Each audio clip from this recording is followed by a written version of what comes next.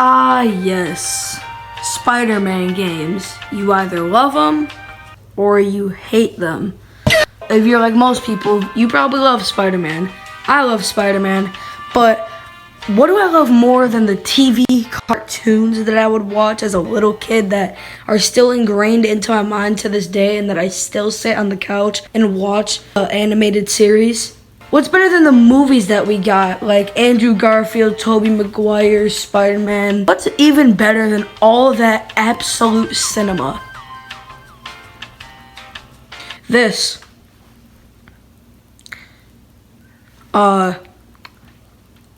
Boom.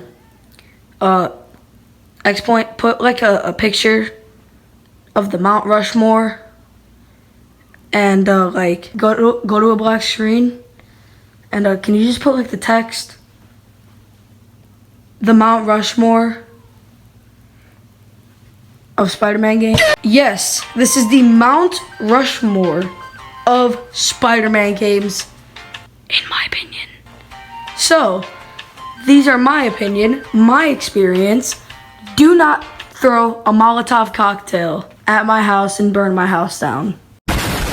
I know you guys are gonna be upset by this list, and there's gonna be things that you're not gonna like. Also, some things that I want to talk about is that before we get to the real games, the amount of off-brand Spider-Man games that are like not labeled as Spider-Man, but you know they're supposed to be on the App Store is insane. But I just want to tell you guys, the absolute best off-brand Spider-Man game of all time. Let's get straight into the video. Welcome to the first off-brand, well, the first game, which is called... In this game, you have some actual decent web swinging abilities, in my opinion. I have an iPhone 7. I don't have a lot of storage. I don't have a lot of good stuff on my phone. But this ran butter smooth if you just turn off the Wi-Fi. You get no ads with no Wi-Fi on. So that's cool. But, bro, this game is deeper than you think. It has web swinging abilities. It has combat. It has a story mode. I lied. It actually has zero story mode. You kind of just swing around the city and beat up the same 4 criminals the entire game. As I was playing this game, I saw something every single time that I took down a group of goons. What would that be? A meter with a mystery silhouette and some percentage. We're getting somewhere. So as I took down more and more criminals, which was literally the exact same thing every time, I discovered a cool little web swinging glitch. You better be showing the web swinging glitch. Hell no! I also found air combat. Now, I thought it was basic, boys. I thought we were just in the same thing over and over. No, it's much better than that. You can jump, grapple them to you, and hit them. And before they hit the ground, you can do it again, and then they get knocked out. Also, did I mention how heroic this dude is? He doesn't even kill them. He's never even, he just slashed him like 8 times with a katana. He pulled out a katana and he slashed him like 17 times with it across the chest. But that doesn't matter. Now, the silhouette. What does it mean? What is it? A boss fight. I went so quick. I went to the police station so quickly to meet a nice man called police officer. Or officer, or cop, I don't remember. I'm not watching the footage right now. And my guy, when I tell you this game has all of the deadliest Spider-Man villains of all time, I mean, I only played against 2 boss fights. And this game consists of 2 of Spider-Man's most deadliest foes. Number 1, green concrete. No, I'm not joking. Like, his name is Green Concrete. I don't know who the hell. I went to go take him down. He's ripped, he's jacked, he was taking hella hits. It was a crazy, most cinematic battle. But I rocked this I sent him to sleep. Hell no! Something that I found even funnier were the reviews.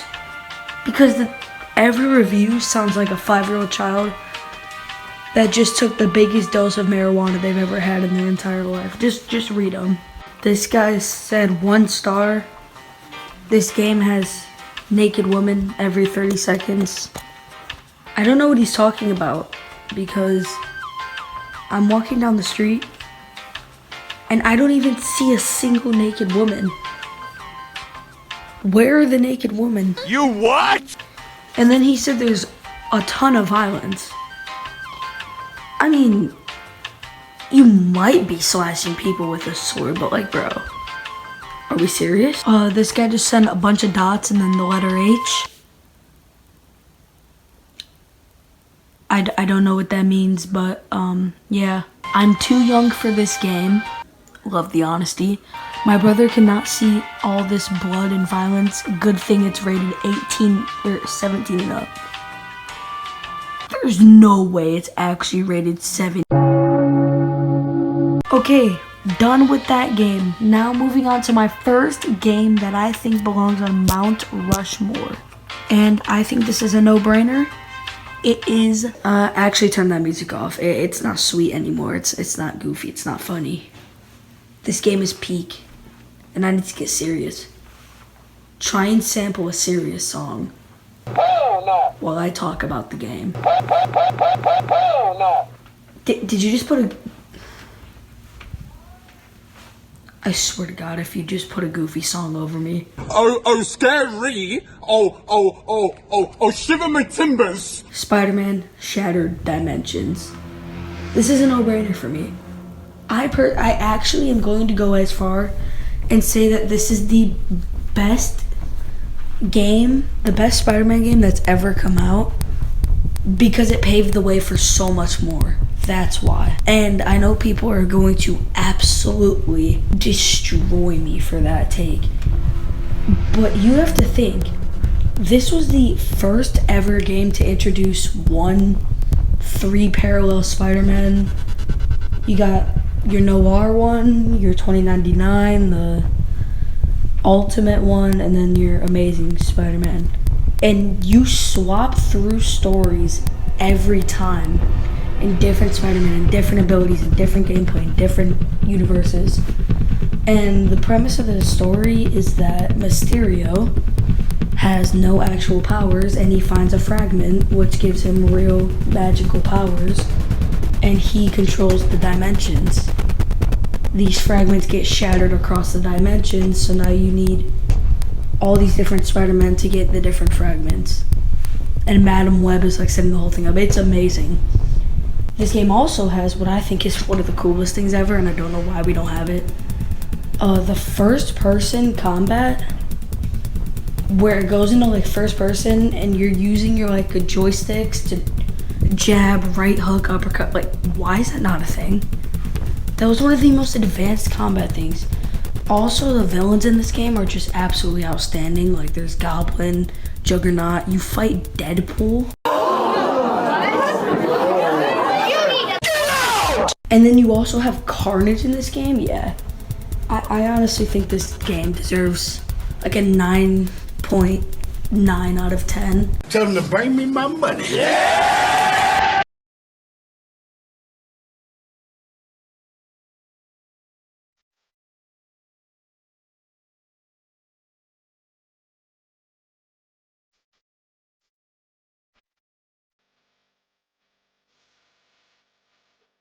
Next up on the list, this one's also very easy for me. I think this should be another no-brainer.